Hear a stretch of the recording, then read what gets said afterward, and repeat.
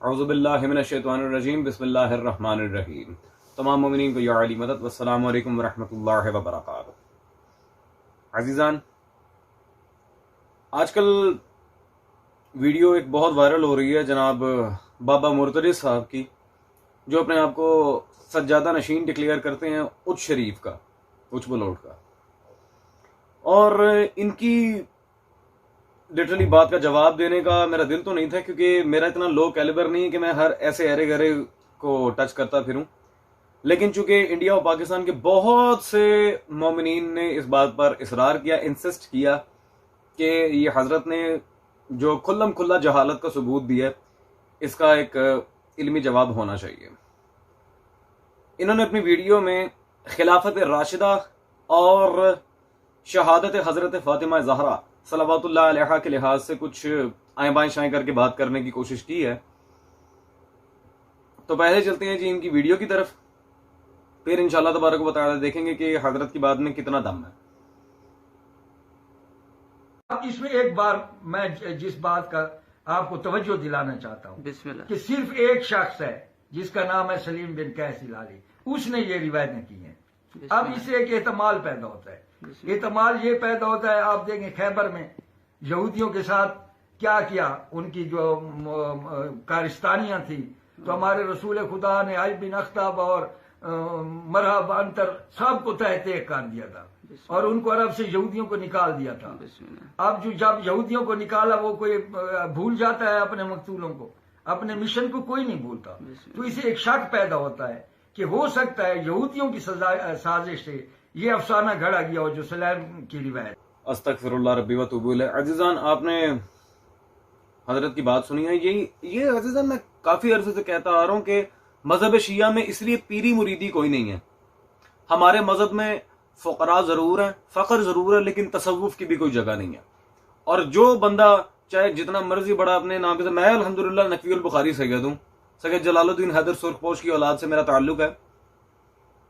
لیکن سید وہ جو باپ کا ہو اور نسلی ہو.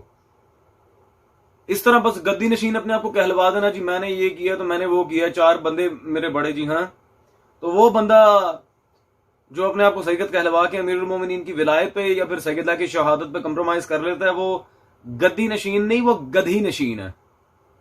وہ گدی والا پیر نہیں ہے، وہ گدھی والا پیر ہے.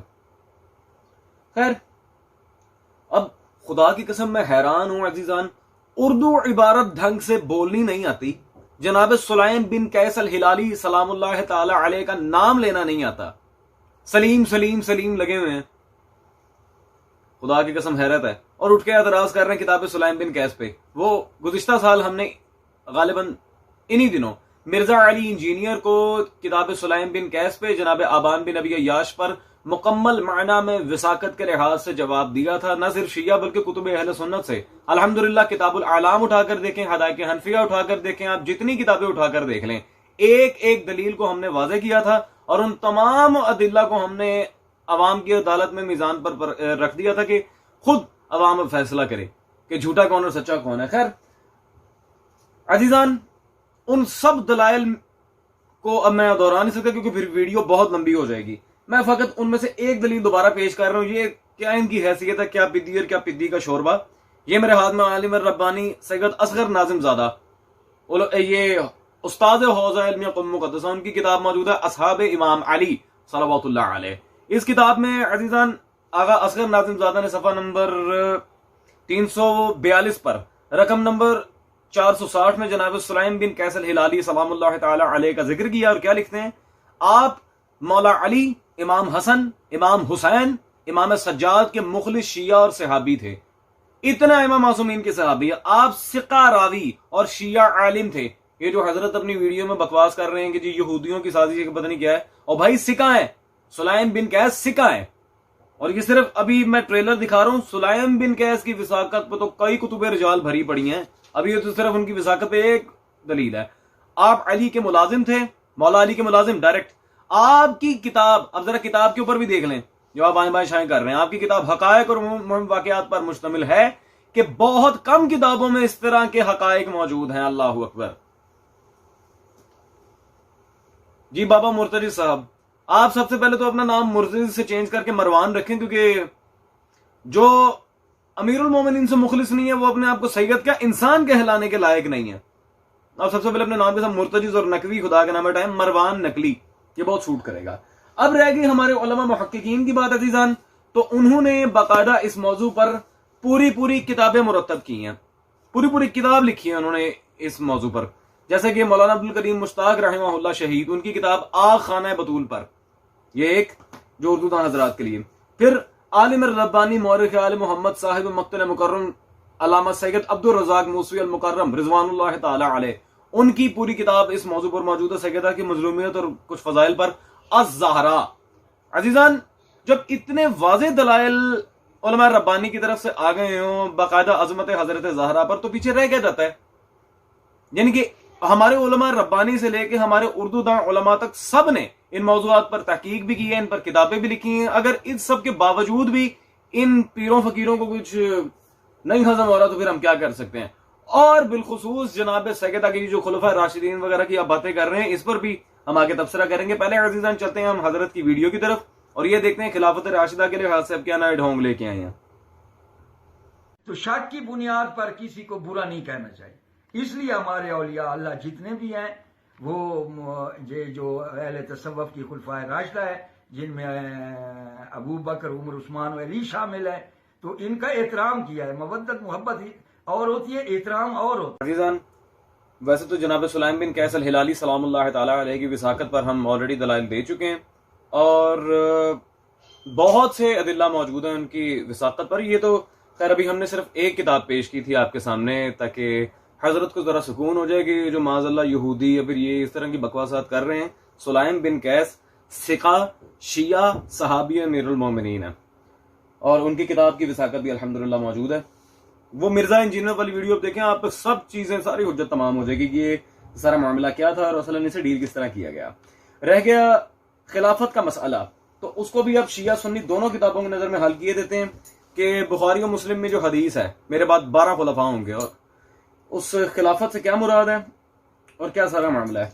یہ سب سے پہلے تو اہل سنت میں بہت بڑا نام, بلکہ بخصوص اہل حدیث میں علامہ وحید الزمان, ان کی کتاب نعمانی کتب خانہ جس میں میرے ہاتھ میں موجود ہے لغات الحدیث, حدیث کی لغت پر انہوں نے کتاب لکھی ہے.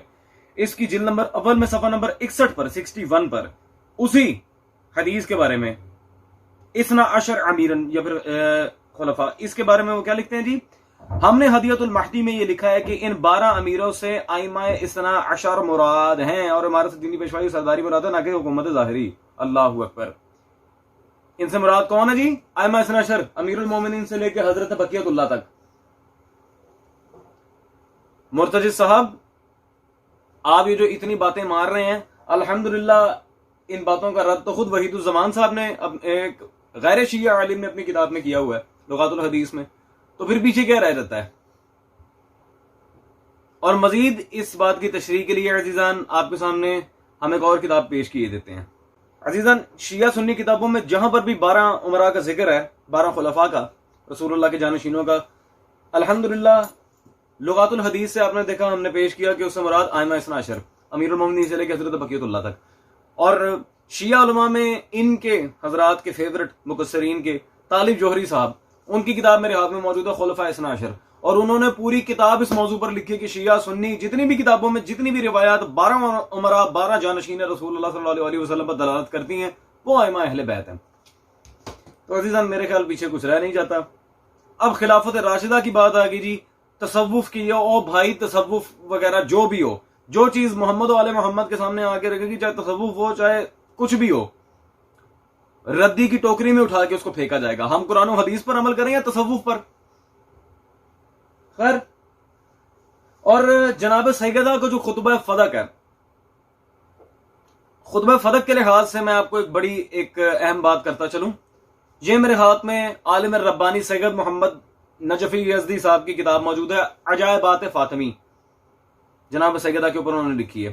اس کتاب میں عزیزان انہوں نے ایک انتہائی علمی و تحقیقی کاوش کی ہے. اس کتاب میں صفحہ نمبر غالباً 156 سے لے کر 161 تک 161 تک آپ واضح دیکھ سکتے ہیں متن 25ویں سند اللہ اکبر. انہوں نے خطبہ فدق کی 25 سندیں ذکر کی ہیں، جس میں جناب سیدہ نے 2 ٹوک ان خلفاء کی خلافت کو رد کیا اور انہیں نااہل قرار دیا خلافت کے لحاظ سے. تصوف لے گیا.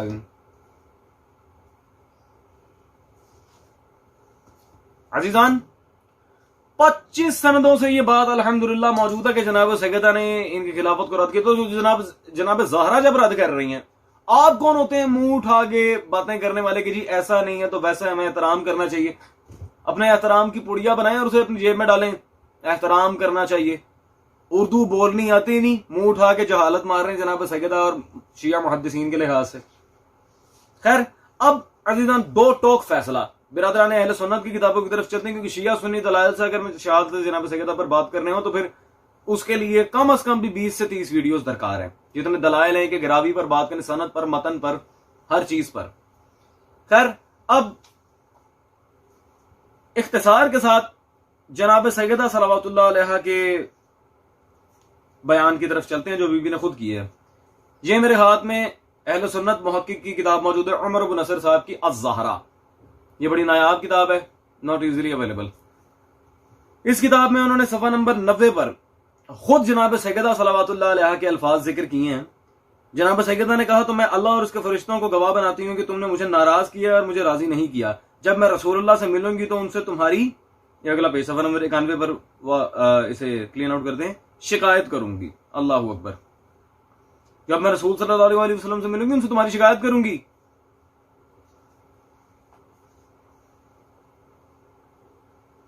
عزیزان آئیں اب اس بات کا بھی اینڈ ہم کر لیتے ہیں. یہودی یہ وہ، الحمدللہ پھر یہ سارے علماء کیا ہوئے اور خود حضرت کیا ہوئے. ٹھیک ہے جی.